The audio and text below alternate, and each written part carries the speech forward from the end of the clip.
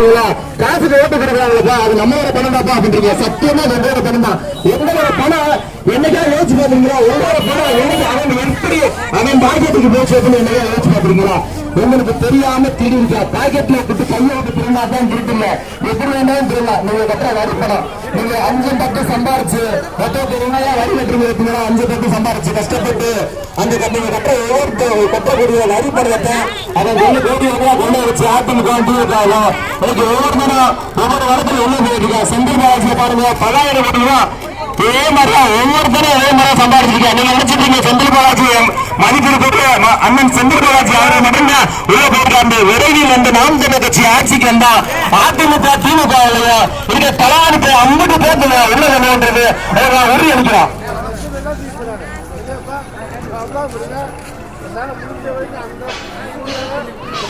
தொலை நின்று ஒரு கஷ்டத்தான் தீர்ப்பேன்.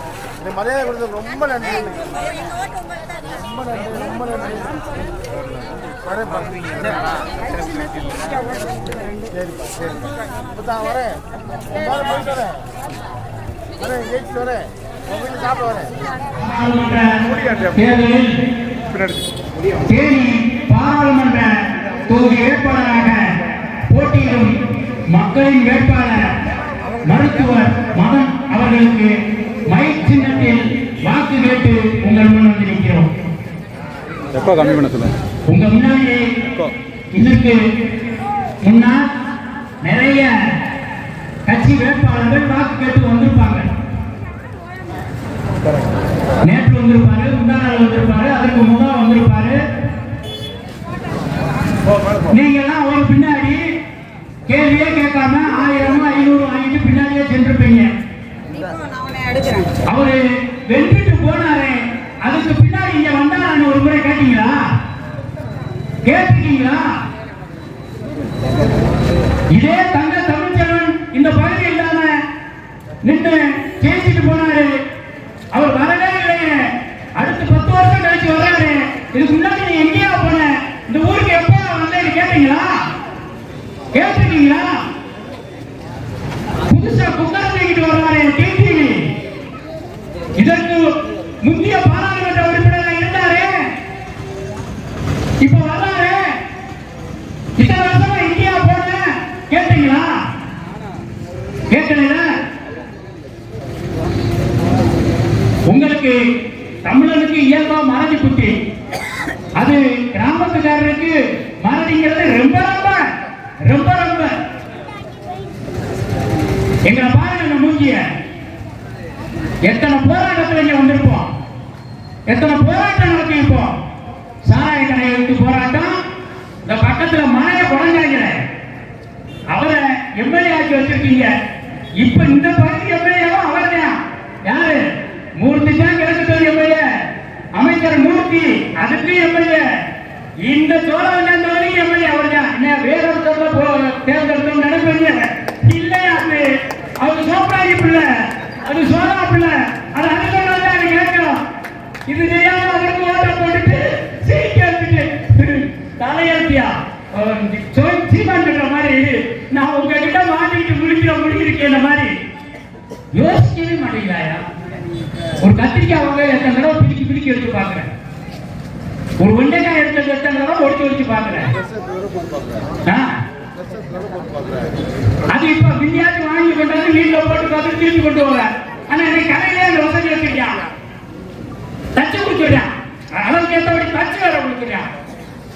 ஆனா 5 வருடம் நம்ம ஆள போறாங்களே, உங்களுக்கு வாக்கு போடுறோமே, அது நமக்கு நல்லது செய்வானா, திரும்பி வருவானா நீ யோசிக்கிறியா? உங்க முன்னாடி சுத்தி சுத்தி தெரியலையா?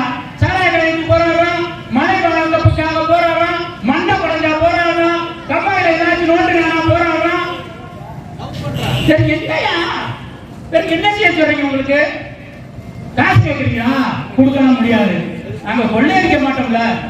ஏன் கொள்ளையடிக்க பணத்தை கொடுக்குறேன்? நாங்க எதுக்கா கொடுக்கணும்? என் சொந்த பணத்தை போட்டுட்டு உனக்காக உழைக்கிறேன். அவன் உன்ட கொள்ளையடிச்சு அந்த பணத்தை வச்சு மீண்டும் கொள்ளையடிக்க முன்னாடி வர்றான். நான் கேட்கிறேன், பாலமேடு கொய்யா பழம்னா உலக பிரசித்தி பெறாதியா? அங்க பாரு, நான் தினசரி பார்ப்பேன். அந்த வெயில்ல கொண்டு வந்து விவசாயி நிப்பாட்டிக்கிட்டு கூடி குறுகி அந்த ஏஜென்ட்ட கொடுத்துட்டு 10% அதை எடுத்துட்டு உன்னை கொடுக்கறத கெட்டு கூட்டாளி வாங்கிட்டு போறத கேவலமா இருக்கியா?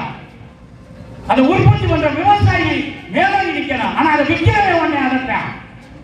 யோசி, ஏன் இங்க கொய்யாப்பழம் உற்பத்தி பண்ற உலகம் பிரசித்தி பெற்றது. ஆனா அந்த கொய்யாக்காய பயன்படுத்தி முட்டாய் செஞ்சு விற்கிற ஏகாதிபத்திய நிறுவனம் என்னடா கொடுமையா இருக்கு. கொய்யாப்பழத்தை பத்தியே தெரியாதவங்க எப்படி முட்டாய் தயாரிச்சிருக்கிறான்? கொய்யாப்பழத்திலேயே தொடர்ந்து அதிலேயே உழன்ற நம்ம இந்த ஆட்சியாளர்கள் அதை உற்பத்தி செய்து நமக்கு ஒரு வருவாயை ஈட்டி தரலையே. யோசிச்சீங்களா? இங்க போகுது எத்தனையோ பேருந்து பூரா பேர் ஏற்றிட்டு மதுரை பக்கம் கொண்டு வேலை பார்க்க கூட்டு போகுது. விவசாயம் பொய்த்து போயிடுச்சுன்னா விவசாயத்துக்கு வருமானம் இல்லைன்னா எப்படி இருப்பாங்க? எப்படி உங்களுக்கு அந்த விவசாயிக்கு வேலையாள் கிடைக்கும்? புறப்பட மதுரை நோக்கி போயிட்டா. யோசிங்க. நாங்க சொல்றோம், இதே கொய்யா பழத்தை வச்சு உலக நாட்டுகளுக்கு ஏற்றுமதி செய்து இதே இடத்தில் மிகப்பெரிய தொழிற்சாலை கட்டி உலகத்தரம் வாய்ந்த தொழிலா மாற்றுவோம். பொய் சொல்லல, ஓட்டு போட்டு பாருங்க. முதல்ல போய் கடையில போய் ஸ்லைஸ் வாங்கி குடிக்கிறீங்க, ரூபி மேங்கோன்னு வாங்கி குடிக்கிறீங்க. அது என்ன? உன் காட்டுல விளைய பொய்யா மாம்பழப்பியா கொக்கோகோலாவும் பெப்சியும் அதை தயாரிக்காயா? ஏன் நம்ம ஊர்ல தயாரிக்க முடியாதா? வாரத்துக்கு 7 நாட்கள் ஒன்னா இருக்காங்க. ஒரு கொய்யா ஒரு மாம்பழத்தை பயன்படுத்தி சாறு பிடிக்க தெரியாதா? இந்த அரசு ஏற்பாடு பண்ணாதான் எத்தனை நாளைக்கு கொண்டு போய் பறிச்சு அங்க போய் மதுரையில கொண்டு போய் காத்துக்கிட்டே நின்று காலையில் 4 மணிக்கு போய் அவன் விட்டு அடுத்த நாள் 6 மணிக்கு காசை கொடுத்தாங்க வாங்கி வேகமா ஓடி வருவ. இந்த ஆட்சியாளர்கள் யோசிச்சாங்களா? நாங்க சொல்லுவோம், பக்கத்தில் மிகப்பெரிய மாம்பழ கூழ் தயாரிப்பு தொழிற்சாலை நடத்தி உங்களுக்கு பேருவாரம் கொடுப்போம். நீ வளர்ந்த கேள்வி அதை பத்தி அப்படியே கொய்யாப்பழம் பத்தி விளையாங்க.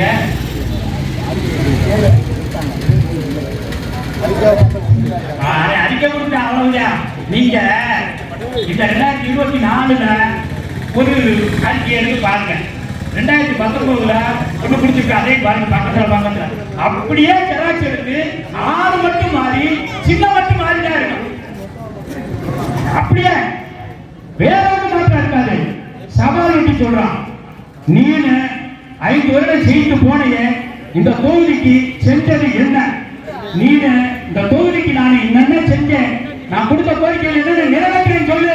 இப்ப ஓட்டு போட்டோம்யா, நாங்க ஓட்டு போடுறோம்யா, ஓட்டு போடுறோம். எதுவுமே செய்யல, அதை செய்ய இதை செய்ய முன்னாடி வரையா இதுல நான் பெரியவன் செய்த பின்னாடியே திருச்சிக்கிட்டாங்க இல்லையா? கேவலமாக வழி நம்பிக்கை உங்க வாக்க 1000க்கு 2000க்கு ஓட்டப்படுது.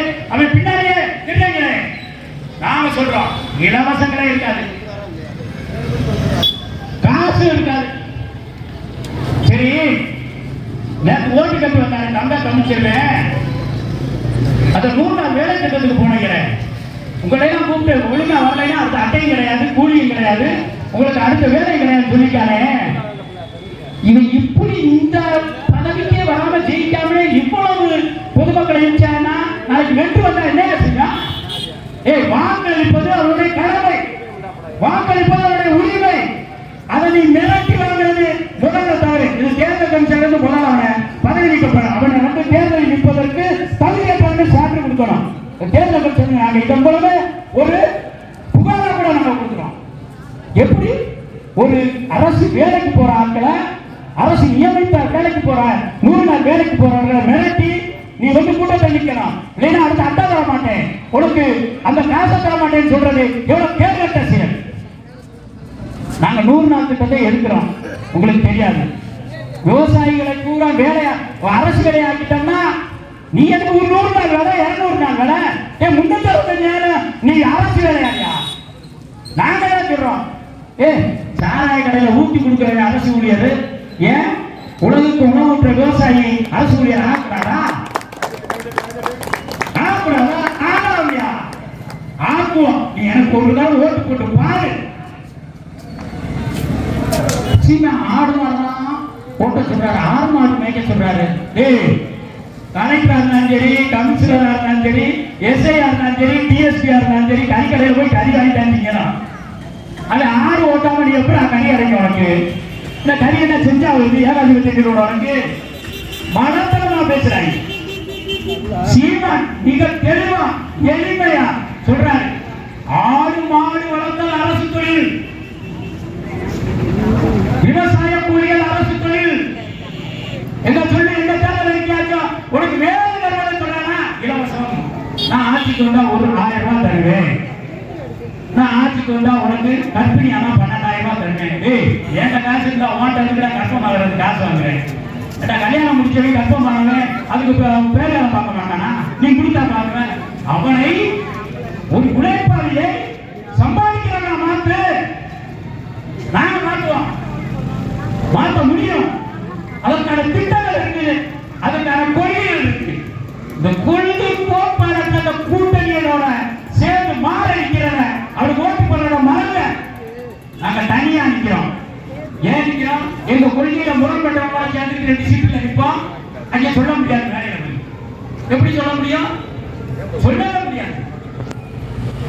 உங்களுக்கு நான் சொல்லுகிறோம், இந்த பகுதியில் உள்ள உற்பத்தி பொருட்களை வைத்து வேலை வாய்ப்பை உருவாக்கி உங்களுக்கு வருமானத்தை ஈட்டுகின்ற வழியை சொல்றோம்.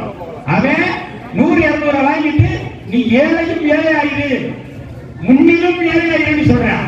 உங்களுக்கு வாழ்வளிக்கிற நாம் நீங்க ஆதரிக்க போறீங்களா? இவங்களை ஏமாத்திக்கிட்டே தெரிகிற காலம் முழுவதும் ஏமாற்றுகின்ற அந்த களவாணி பயில உங்களுக்கு தேவையான புரிஞ்சுக்கங்க. ஏன் எங்களால காசு கொடுக்க முடியாது? ஏன்னா நாங்க மலையை குறைஞ்சு காசு கொண்டு வரோம். இந்த இயற்கை வளத்துக்கு களவாண்டு விட்டு காசு இல்ல, ஆத்து மணலை வித்துட்டு காசு இல்ல. உன் ஆத்தவத்தவே உன்னோட வர்றேன், ஆத்து மணல் வித்தவே உன்னுடைய மலையை குறைந்து மழை வளமே இல்லாம உன்னை வளர்ச்சியாக்க கொண்டவன் ஓட்டு கேட்டு வர்றா. நீ கேள்வி கேள்வி அதற்கு பதில் சொல்லிட்டா நீ வாக்களி, பரவாயில்ல. இந்த எளிய மக்களின் பிள்ளைகள் உங்கள் முன்னால் நிற்கிறோம். எங்களுடைய சொந்த பணத்தை செலவழித்து உங்கள் முன்னால் நிற்கிறோம். உங்களுடைய வாழ்க்கைக்காக நிற்கிறோம். இலவச கல்வி, இலவச மருத்துவம், அனைவருக்கும் தூய குடிநீர் அனைவருக்கும் தருவோம் என்கின்ற ஒரு உன்னத கோரிக்கையை வச்சிருக்கிறோம். இந்த கோரிக்கையை ஒரு கட்சி போட்டிருக்கிற கோரிக்கையாக ஒப்பிட்டு பாரு இருக்காங்க. நான் கல்வி கடன் தருவேன். எதுக்குடா கடன்? கல்வி இலவசம் முடிச்சுடா எதுக்குடா கடன்? நான் இருந்தா வங்கிட்ட போய் நிக்கணும், மாசம் அவட்ட கட்டணும். யோசிங்க. ஏழை விவசாய குடும்பத்தில் இருப்பவர்கள், பிற்படுத்தப்பட்ட தாழ்த்தப்பட்ட மக்கள் மருத்துவ கனவை தவிடுபடியாக்க வந்ததுதான் நீட் தேர்வு. நீட் தேர்வு, அந்த நீட் தேர்வை கொண்டு வந்தது யாரு? காங்கிரஸ், திமுக. அதை நடைமுறைப்படுத்தினது யாரு? பாஜக. நீ காங்கிரஸ் சொல்றான் நீ கட்டாயம் இல்லை. அப்ப இதுக்கு முன்னாடி கட்டாயம் இல்லாத ஒரு சட்டத்தை எதுக்கு கொண்டு வந்த? எது கொண்டு வந்த? மாநில அரசுகளை கையெழுத்துகின்ற நிலைமைக்கு இன்னைக்கு ஸ்டாலின் ஒரு வாரத்துக்கு முன்னாடி உச்ச நீதிமன்றத்தில் ஒரு வழக்கு போட்டிருக்காரு. எதுக்கு? வெள்ள நிவாரண நிதியா 900 கோடி ரூபாய மத்திய அரசு விடுவிக்காம இருக்கு. எதுக்கு விடுவிக்கல? அது நீ செஞ்ச தப்பியா? நீ திமுக காங்கிரஸோட கூட்டணியில் இருந்தீங்க, அப்ப கொண்டு வந்தாங்க ஜிஎஸ்டி. அந்த ஜிஎஸ்டியினுடைய வரி விதிப்பு ஒன்னைய பாதிக்குது, என்னைய பாதிக்குது. நீங்க உன் பிள்ளைக்கு, உங்க அப்பனுக்கு, உன் தாத்தனுக்கு பதவி வேணும்னு சொல்லிட்டு நீ கையெழுத்து போட்டு வந்துட்ட. பரிகரிக்கிறது நாங்க. ஜிஎஸ்டியை கொண்டு வந்தது காங்கிரஸ், திமுக, அமல்படுத்துறது பாஜக. நீங்க திமுக அதிமுகவுக்கு போடுகின்ற ஓட்டு ஒரு கொள்ளி எடுத்துட்டீங்களே தலையில சொல்கிற மாதிரி. பாஜகவுக்கு போடுகிற ஓட்டு நீயே குழி தோண்டி பட்டு நீயே பண்ண போட்டு மூடுறதுக்கு சமம். ஞாபகம் வச்சுக்க. உங்களுக்கு வாழ்வழிக்கக்கூடிய நாம் தமிழர் கட்சி தேவையா? இல்ல கொள்ளியை செஞ்சுட்டு அப்படியே செத்து போறியா? இல்ல குடியை தோண்டி நீயா படுத்து மூடிக்கிறியா? பரவாயில்ல. நாங்கள் உன்னுடைய வாழ்வுக்காகவும் உன்னுடைய பேரனுடைய வாழ்வுக்காகவும் நாங்கள் சிந்திக்கிறோம். அதற்காக தான் இப்படி தொண்டை கையா கத்திக்கிட்டு இருக்கோம். ஒரு உரிய நேரம், இந்த நேரம் சரியான நேரம். திமுக அதனுடைய பொருளாதார கொள்கையை வீழ்த்து விட்டது. காங்கிரஸ் இல்லாமல் போய்விட்டது. அண்ணா திமுக சுக்குநீரா உடஞ்சிருச்சு. பாஜகவின் பாசி சமூகம் வெளியே வந்துருச்சு. உங்கள் முன்னிக்க செய்யக்கூடிய ஒரே ஒரு கட்சி, ஒரே ஒரு இயக்கம் நாம் தமிழர் கட்சி தான். கெட்டியா பிடிச்சுக்க. இல்லையா 10 வருஷம் கழிச்சு நான் என்ன செய்வேன், 63 வயசாச்சு, 63 வயசா செத்து போயிடுவேன். கட்டுறதுக்கு யாரு இருப்பா? ஒருத்தர் இருக்க மாட்டாங்க. நீ நினைச்சாலும் தோணுதான் நான் வரமாட்டேன் ராசா, வாய்ப்புள்ள ராசா. யோசிச்சுக்க.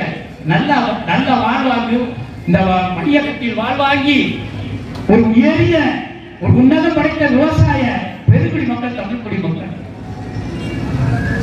அதனால நம்மளை பிச்சைக்காரர்களாக மாத்தி, வறியவர்களாக மாத்தி, கையேந்துபவர்களாக மாத்தி இருக்கக்கூடிய இந்த திமுக, அதிமுக, பாஜக, காங்கிரஸ் மற்ற கட்சிகளை புறக்கணித்து நாம் தமிழர் கட்சியை வளர்த்தெடுங்கள். நாம் தமிழர் கட்சியினுடைய வெற்றி வேட்பாளர் மகன் அவர்களுக்கு மயிர் சின்னத்தில் வாக்களித்து வெற்றியை ஈட்டுவீர்கள் என்று நம்பிக்கை விடைபெறுகிறோம். நன்றி, வணக்கம்.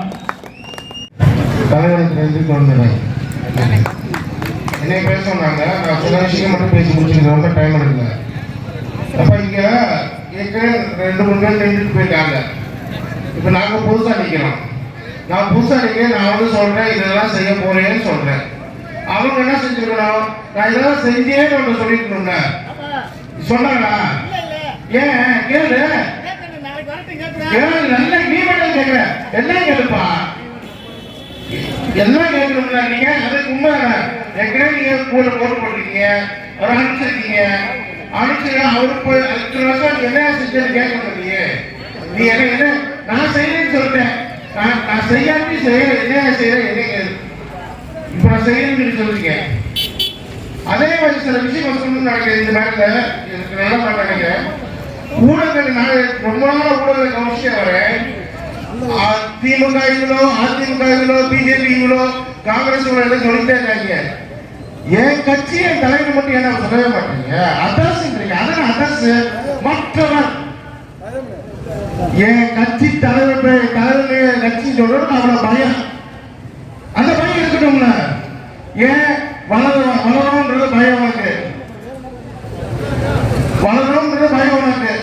தேர்தல் முடிவு தெரியும், முடிவு காட்டு நம்ம எல்லா இடத்துலையும் பாத்தீங்கன்னா மட்டும் மற்ற என்ன மட்டும் பண்ணது அது சொன்ன உடனே மழை பூசுதா?